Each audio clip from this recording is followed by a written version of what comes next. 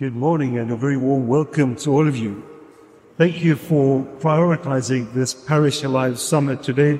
Thank you to our Cardinal and our Bishop for being here with us today. What an extraordinary opportunity it is. What incredible potential is here. Having our bishops with us and then the leadership of all the parishes of the Archdiocese of Cape Town together with so many priests. So thank you. Let's invite the Holy Spirit to work powerfully in us today for the good of our Archdiocese of Cape Town. Above all, thank you for your leadership and ministry in the parishes of the Archdiocese. The purpose of this summit is to encourage you in this work of service and love.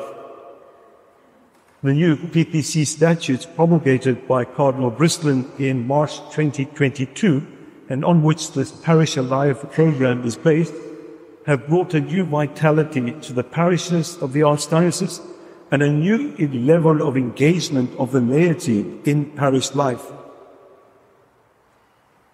The Church is missionary, and Christians by default are missionaries. Being an invitational and welcoming church is at the heart of what it means to us to be missionary. Every baptized Christian is called to be missionary because the essential identity of the Church is missionary. Pope Francis has reminded us of this over and over again, but especially in his apostolic exhortation, Evangelii Gaudium, or in English, the joy of the gospel. I know many of you have followed the Novena prayer based on key quotes from Evangelii Gaudium in preparation for the summit. And all these prayers will be sent out again as one document. And I encourage you to engage with these key short texts from this beautiful document, the joy of the gospel. The Church exists to make disciples, to baptize and instruct. Now, as the Cardinal says, parishes are the grassroots expression of the Church. And as the Church is missionary, parishes must be missional. Perhaps the greatest need in our church today is to overcome an identity crisis, to be reconnected with our essential mission, which is to make disciples. And perhaps the next greatest need in the church is for all people to realize that this mission involves them. It's not just for a select few or a few professionals within the church. All of us, from Pope Francis to our Cardinal, our Bishop, to every parishioner in our parish, is meant to be engaged in this mission of making disciples, because disciples of Jesus make disciples of others. Isn't it true that one of the big challenges we face in our parishes is that many parishioners would happily see themselves as just participants or spectators rather than actively engaged in the ministry of making disciples? So what does it mean for us to be invitational in our parishes? Well, related to the previous points and the dangers that we are facing is that you could say that we could get so caught up in the business of ministering to those who are already in the parish that we will become so inwardly focused that we forget that we are essentially meant to be missionary. To be sure, those who are already in our parishes need to be evangelized and re-evangelized, as do all of us. But we cannot be so wrapped up and engaged in this task that we forget what it is to go out and invite people into the church, to invite them to come and experience a life-changing encounter with Jesus Christ. You see, this is the more difficult part. We have the good news to share, and we must have the confidence to go out and share this with others. We want people to encounter Jesus Christ in His church. We know that this is something good and it's beautiful, and it should concern us that there are so many people out there who are missing out. Imagine if every parishioner was engaged in this business of inviting others to their parishes. This could be in conversations, as their stories were shared. Something as simple as, why not come with me to Mass? I found it so helpful and meaningful, and I would love to share this with you. Or it could be using opportunities of events and programs in our parishes, such as Shrove Tuesday pancakes, or Alpha courses, or family days, or special presentations, opportunities for us to invite others to come and engage with the parish experience. We mustn't underestimate the power of individual interactions and conversations in this business of being invitational. Being invitational means expressing genuine interest in others, learning their names. We mustn't treat them just as numbers, as a conquest. We must enter into genuine conversation with them. This is so much more effective than digital marketing and campaigns and advertising, as important and necessary as those things are. Recently, I heard something new happening at a particular parish. The numbers were rapidly increasing, and there were many new faces appearing at the parish masses. On asking more about it, it would appear that the major catalyst for this growth was individual conversations. By word of mouth, the news was spreading that something good was happening. You see, good news spreads.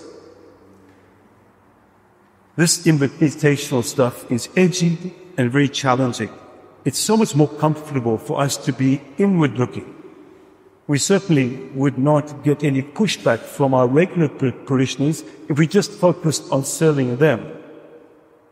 But the essential nature of the church is it needs to look to those who are on the outside. Pope Francis expressed this so poignantly in The Joy of the Gospel. He says, "I prefer a church that is bruised, hurting and dirty because it's been out on the streets, rather than a church which is unhealthy from being confined and from clinging to its own security." He goes on, "If something should rightly disturb us and trouble our consciences, it is the fact that so many of our brothers and sisters are living without the strength, light and consolation born of friendship with Jesus Christ, without a community of faith to support them, without meaning and goal in life." In fact, it has been said that the parish is the only human organization that exists for the sake of those who are not yet in it.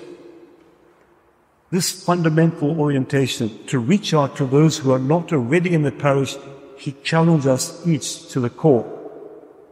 We should have an overarching concern for those who do not have what we have. In some sense, we could start using the language of those who are on the outside, those who are not yet engaged with the person of Jesus Christ in the parish situation, as being lost, those who are living without friendship with Jesus Christ. And it's good for us to be able to put a name and a face to those who we're meant to be reaching out to. If we're going to invite them, then we need to know who they are. We need to be able to identify them. If they remain just an unidentifiable group, then we won't be able to engage with them. We won't be able to have those essential conversations. Then what does it mean to be welcoming? Well, being invitational is not enough. Once people have been invited, there needs to be something for them to come to. There needs to be a good reception and something good for them to experience. And this is where a welcoming church comes in. We need to develop a culture of radical hospitality so that those who come to the parish, those who are invited to the parish, experience the warmth and love of the Christian community. While every parishioner who is part of the community needs to be encouraged in this business of being welcoming, we cannot assume that this will just happen in our parishes. We need dedicated hospitality teams to be on hand to intentionally engage with this welcoming of people. And being welcoming means so much more than just giving people a parish newsletter. It will mean engaging with people, starting up conversations with them, learning their names, and making connections between people. Do you know so-and-so? Meet David. And express something in common that they might have with that person to help a conversation to start to happen. And those who are especially involved, engaged in this hospitality ministry, need to have a great sensitivity to the awkwardness and the uncomfortability of newcomers. They should be fine-tuned to be able to spot those who arrive somewhat nervously, not quite knowing what's going on and what they're meant to do. These people who are slightly reserved, they don't know where to go or where to sit. They don't know Catholic customs like genuflecting, making the sign of the cross, using holy water, kneeling, and so on. We should be able to spot them. These are the people who need our special attention, and we need to be skilled at making them feel well and comfortable by introducing them to others and making them feel safe and secure.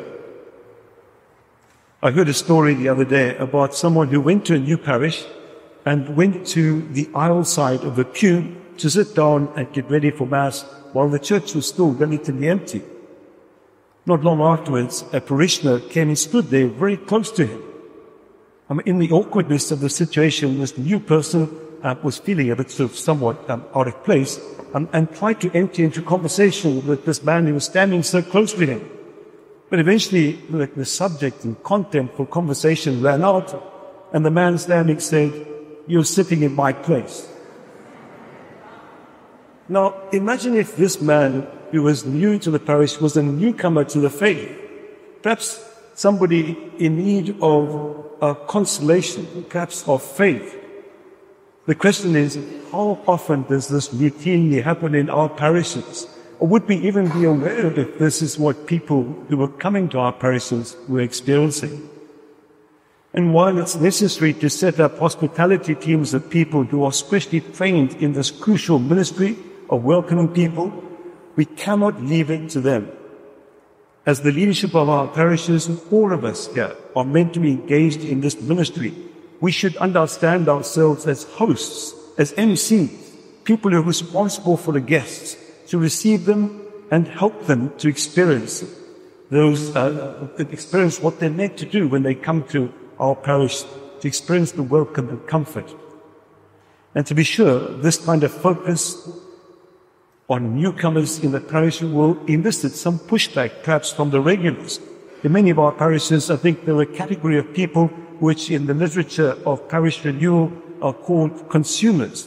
And consumers are those who come there for the experience, to have a certain need met, even if just to satisfy the Sunday obligation, and they have no sense of the call to be involved, to serve in ministry. They are there to be served. And these people, as consumers, are even prepared to pay. They just don't want to get involved. And focus on newcomers might elicit a pushback from these consumers. We might hear responses like, "Well, what about us? We were here first. We are the faithful ones." Clearly, the message about being called to be missionaries has not filtered down to them. And while we cannot be deterred in our task of inviting and welcoming newcomers, these so-called consumers also need our love and care. Our preaching and enthusiasm should be aimed at moving them from being consumers to missionary disciples. Something that I've come to understand as being called experience mapping is so helpful here. In a book on parish renewal called Rebuild, the parish leadership team created a fictional character typical of their broader community who had either no experience of faith and the Christian community or who had had no experience for many, many years. And they even gave this person a name and a profile description. And as a leadership team, they constantly referred to this fictional person to examine everything they do as a parish as filtered through the experience of this particular fictional person whom they call Tim. So who is the Tim of our broader communities? I invite you as the leadership of our parishes to do the same exercise and then consider everything from the point of view of the Tim who comes to your parish.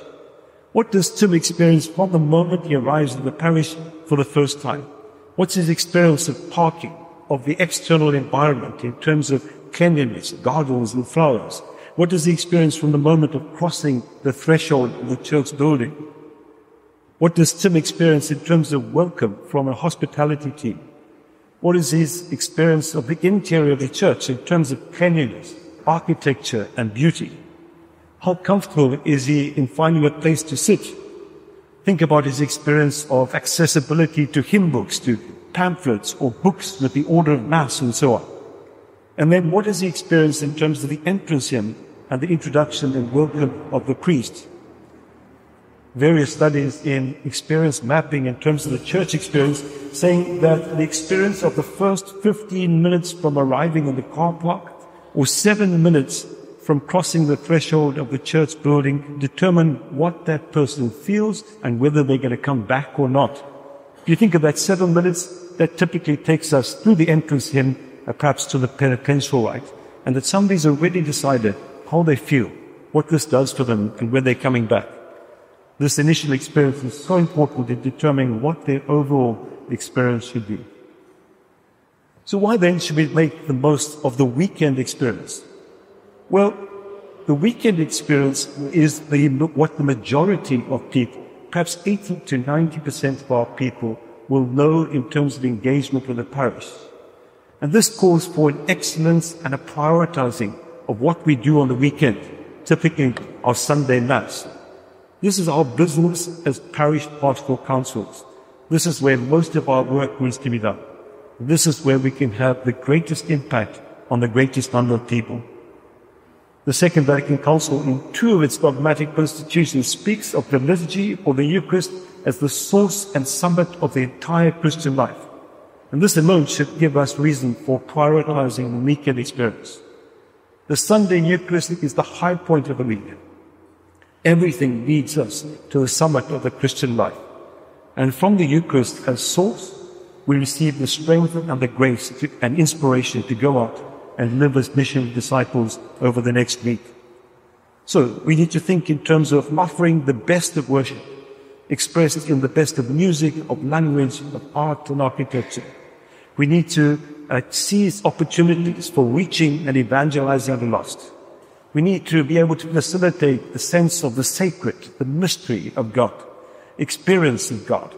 And we need to give people a healing, restorative experience. In making the most of the weekend, we need to think about these key components, such as the environment, the welcome, the liturgy, especially the music, the proclaiming and the preaching. In fact, the Divine Renovation books speak of the 3 H's: hospitality, hymns, and homilies. We can have an opportunity as groups with later this morning to engage with this, thinking about what it's like for people to arrive at our parishes and how we can be more mission-oriented. Thank you for the work that you're doing. Call on all of us to engage with this process of making disciples, of being missionary, of recovering our sense of the mission of the Church.